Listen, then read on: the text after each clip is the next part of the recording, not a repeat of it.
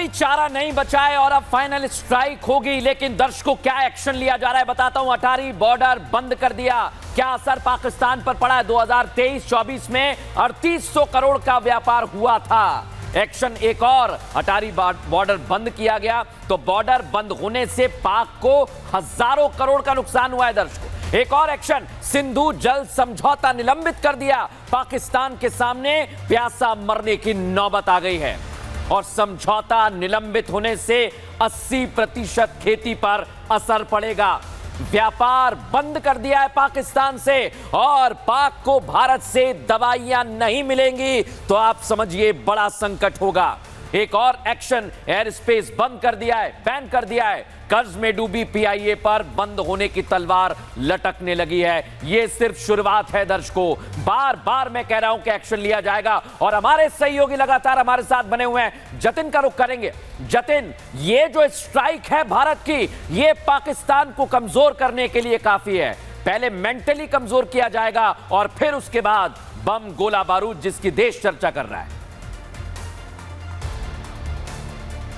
बिल्कुल, देखिए तमाम सैंक्शंस जो भारत की तरफ से लगाए गए हैं, मैसेज बिल्कुल क्लियर है कि बॉर्डर पर जितनी मुस्तैद भारत की सेना है उतने ही राजनीति और रणनीति कूटनीतिक जीत भी इसको देखा जा रहा है। और कहीं ना कहीं भारत जिस तरीके से सैंक्शन लगा रहा है उससे पाकिस्तान की इकोनॉमी पर इसका बिल्कुल असर पड़ेगा। आपने सिंधु जल समझौते का जिक्र किया, 80% खेती, लेकिन यह भी समझिए कि 18,000 एकड़ जमीन बंजर हो जाएगी पाकिस्तान की। आपने तमाम सैंक्शंस की बात की, चाहे हम ट्रेड की बात करते हैं, इसका असर पाकिस्तान की इकोनॉमी पर पड़ेगा और आने वाले दिनों में आप देखेंगे बिल्कुल तरीके से पाकिस्तान तमाम चीजों के लिए तरसेगा और यही कारण है कि तमाम तरसेगा, जरूर तरसेगा। और मैं आपके पास लौट रहा हूं, एक बड़ी खबर मेरे पास आ रही है। एनआईए का संदिग्धों पर लगातार एक्शन जारी है। दर्शकों, इधर जेल में 2 ओवरग्राउंड वर्कर से एनआईए ने पूछताछ की है। कोट भलवाल जेल में निसार और मुश्ताक से पूछताछ की गई है। यही है दर्शकों, बार बार कह रहा हूं, जो लोग जानकारी देते हैं दुश्मन देश को।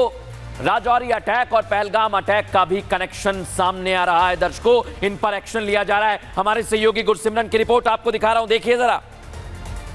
लश्कर के 2 ओवरग्राउंड वर्कर्स से राष्ट्रीय जांच एजेंसी की टीम्स पूछताछ कर रही हैं।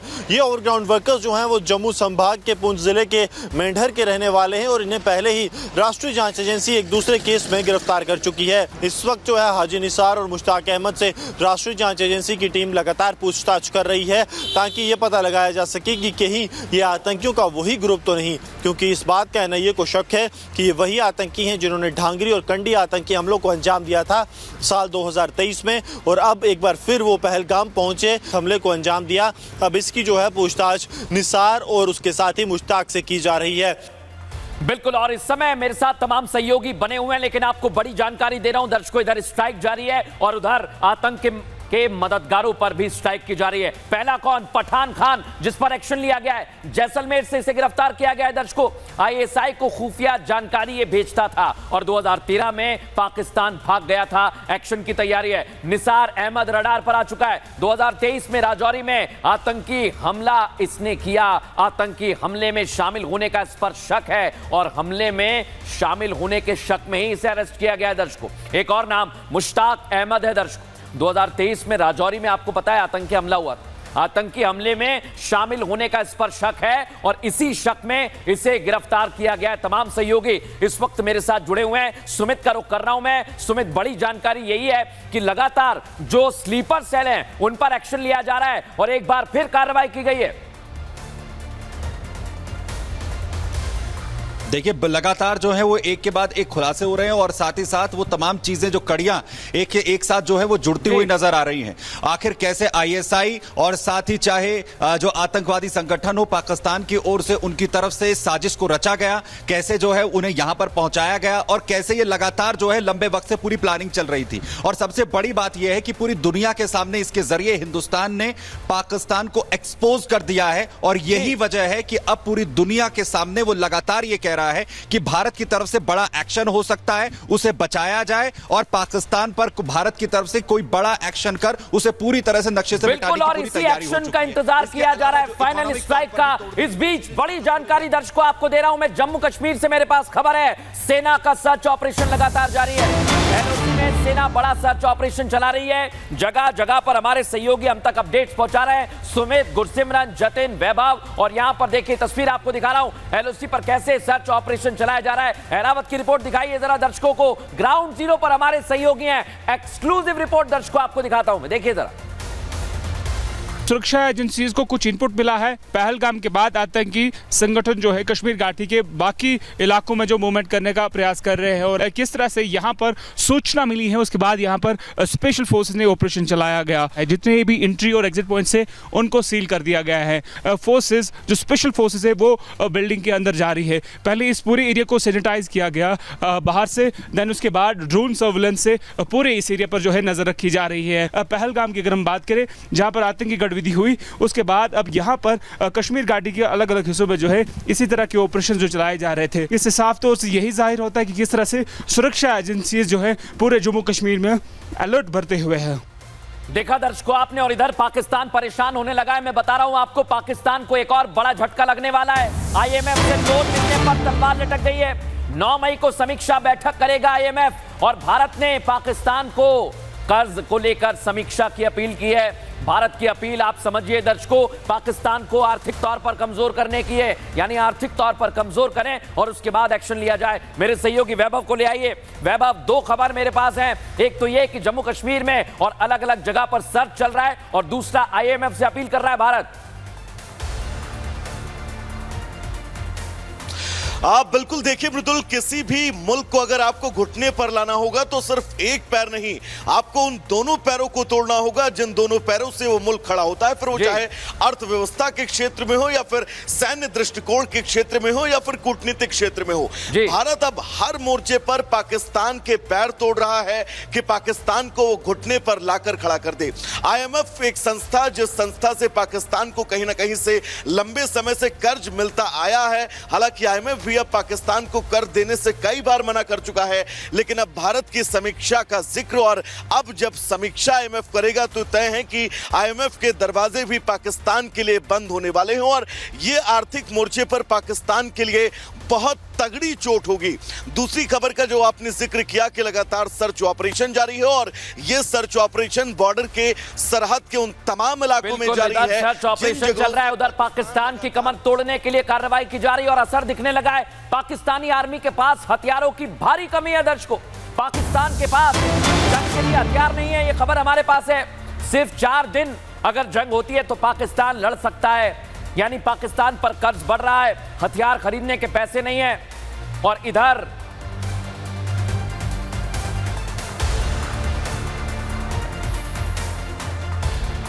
भारत का ताबड़तोड़ एक्शन हो रहा है दर्शकों, और मैं आपको एक बड़ी जानकारी दिखाता हूं। इस मीटिंग की तस्वीर को फुल फ्रेम कीजिए। रावलपिंडी में मुनीर बैठक ले रहा है और घबरा गया है। आपको बता रहा हूं मैं, हेडक्वार्टर में देखिए जरा इसकी शक्ल पर, इसकी शक्ल पर हवाइयां उड़ी हुई हैं। रावलपिंडी में कोर कमांडर्स की मीटिंग के दौरान असीम मुनीर और उसके साथी कोर कमांडर्स के चेहरों की घबराहट दिखाई दी दर्शकों। दिखाइए जरा ये तस्वीर, देखिए जरा कैसे घबरा रहे हैं कमांडर। इनको भी डर लग रहा है, ना जाने कब हमला हो जाएगा। अरे अभी तो सिर्फ और सिर्फ आर्थिक तौर पर स्ट्राइक की जा रही है, लेकिन पाकिस्तान पर हमला होगा। आप देखिए जरा इन लोगों के चेहरे, इसलिए मैं कह रहा हूं कि इन लोगों के चेहरों की हवाइयां उड़ी हुई हैं, और ये बौखलाहट में नए नए फैसले ले रहे हैं दर्शकों। एक फैसले की जानकारी तो मेरे पास भी है, पाकिस्तान ने आज मिसाइल परीक्षण किया, लेकिन ये खोखली ताकत है दर्शकों। आपको वो तस्वीर दिखाता हूं मैं। पाकिस्तान ने अब्दाली मिसाइल छोड़ी है, और ये फुलझड़ी टाइप की है दर्शकों। आप इसे फुलझड़ी मानकर चलिए। ये रॉकेट जो है, आप इसे कह लीजिए दिवाली का फुस्सी बम है, ये फुस्सी रॉकेट है, ये फुलझड़ी है। आप कहेंगे कि मैं गंभीर बात नहीं कर रहा हूं, लेकिन मैं आपको फैक्ट देता हूं दर्शकों। मैं क्यों इसे फुलझड़ी कह रहा हूं, आइए जरा मैं आपको बता देता हूं, विस्तार से समझा देता हूं। क्योंकि इसे लेकर बड़ी बड़ी बातें कर रहा है पाकिस्तान, लेकिन मैं बताता हूं कि इसमें दम कितना है। इसमें दर्शकों दम नहीं है। अब्दाली मिसाइल की रेंज आपको पता है 450 किलोमीटर है। लाहौर से पेशावर भी नहीं पहुंच पाएगी है। मिसाइल अगर लाहौर से छूटती है ना दर्शकों, तो पेशावर की दूरी है 521 किलोमीटर। आप सोचिए जरा, ये कहां से छोड़ेंगे, इनके पास जगह नहीं है। लाहौर से उड़कर अगर जाती है तो इस्लामाबाद में गिर जाएगी, इतनी दूर है। क्योंकि इस्लामाबाद की दूरी 378 किलोमीटर है और ये 450 से 400 के अंदर ही चलती है। ये पाकिस्तान का दावा है, मेरा दावा नहीं है। और इसी घबराहट को मैं बता रहा हूं। मेरे साथ गुरसिमरन जुड़े हुए हैं। गुरसिमरन समझते हैं, लगातार जानकारी जुटा रहे हैं गुरसिमरन, आप भी अंदर खाने। लेकिन पाकिस्तान कमजोर हो रहा है और ये खबरें आपके पास भी पहुंच रही होंगी।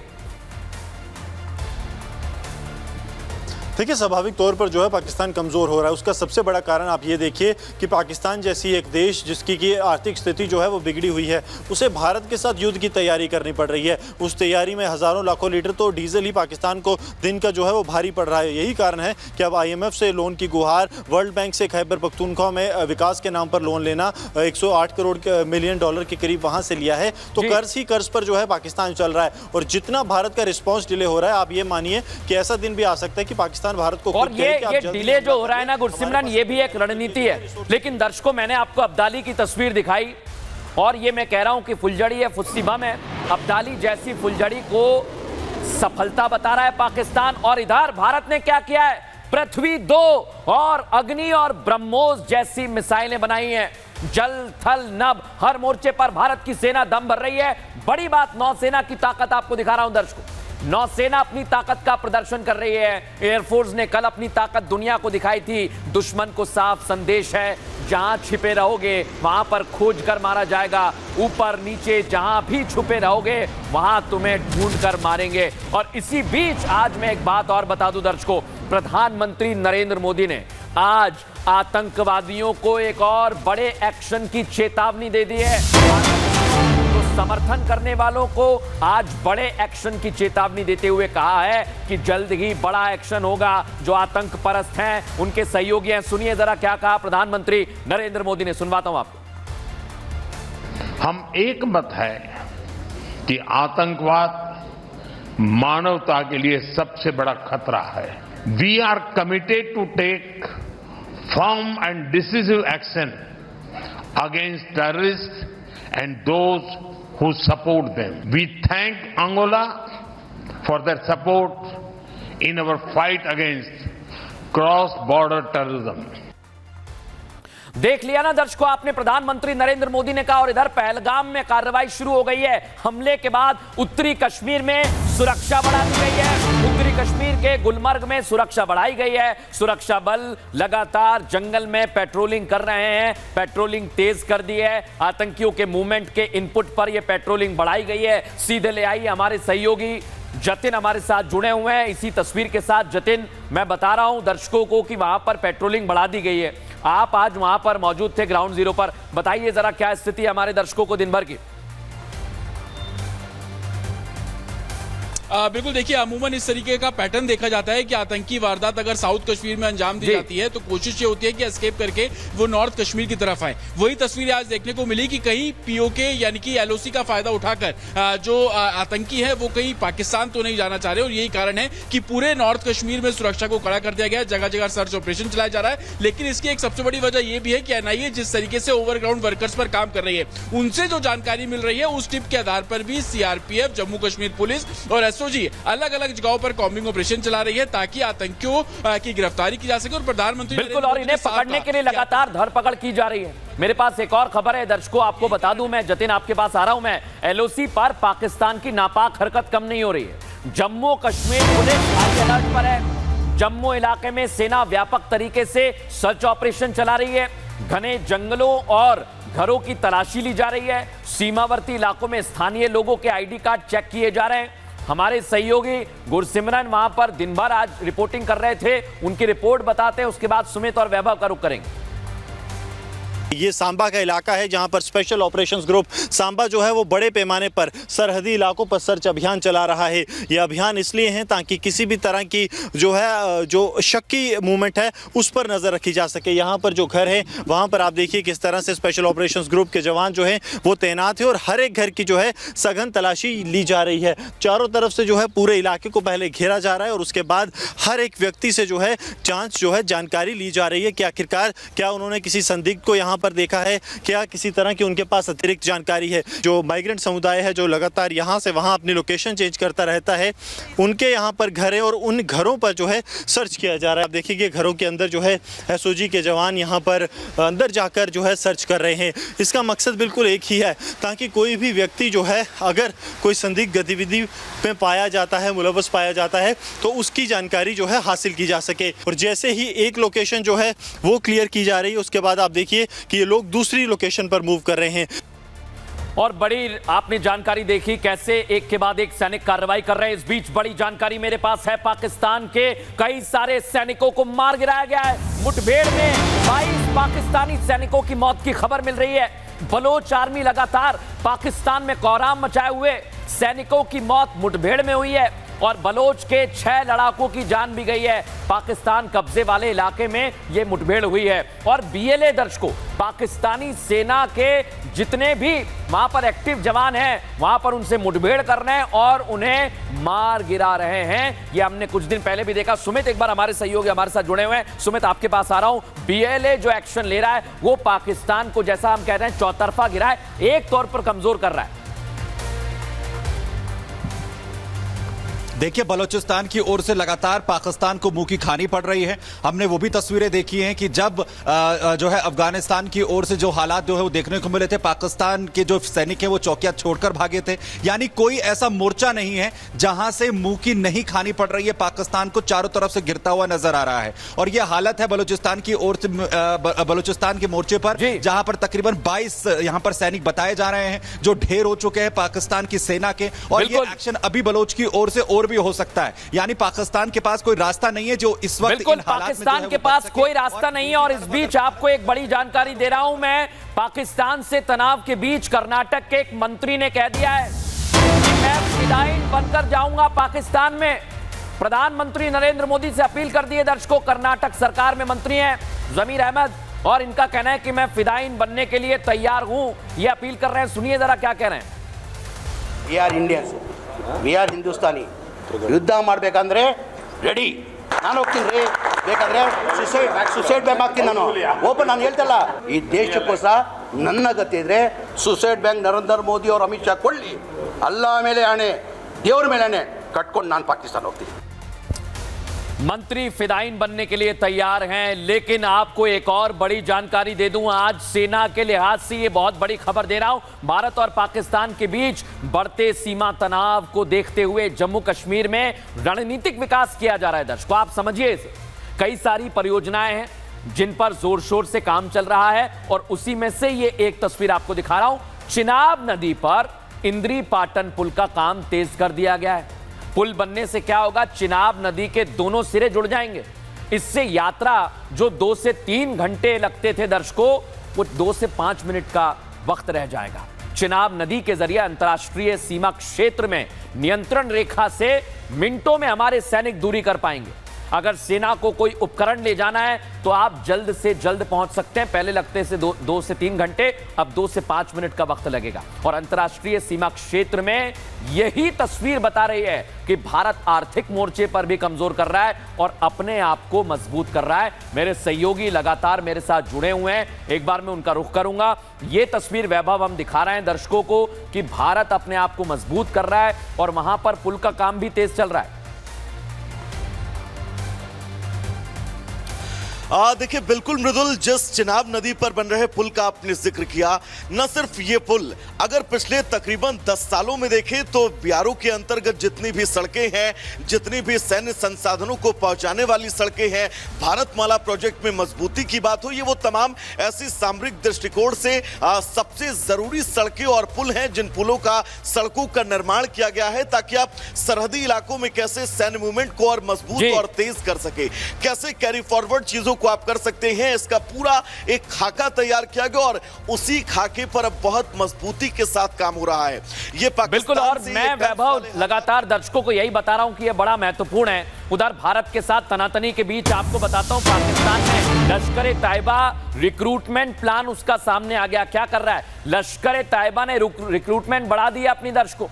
तलहा सईद ने मोर्चा संभाला है। हाफिज सईद का बेटा है तलहा सईद, अपने गुर्गों को निर्देश दे रहा है हाफिज सईद, तलहा सईद के साथ लश्कर के करीबी कमांडर की सीक्रेट मीटिंग हुई है और भारत के साथ जो तनाव है उसका फायदा उठाना चाहते हैं आतंकी, लेकिन हमारे जवान वहां पर एक्टिव हैं और तलहा सईद के रिक्रूटमेंट अभियान को आईएसआई का भी समर्थन मिल रहा है। लेकिन आपको बता दूं, भारत के सैनिक आपकी सुरक्षा में लगातार तैनात रहेंगे और हमारे सहयोगी आप तक हर खबर पहुंचाते रहेंगे। वैभव, गुरसिमरन, जतिन, सुमित, बहुत धन्यवाद आपका तमाम बातचीत के लिए।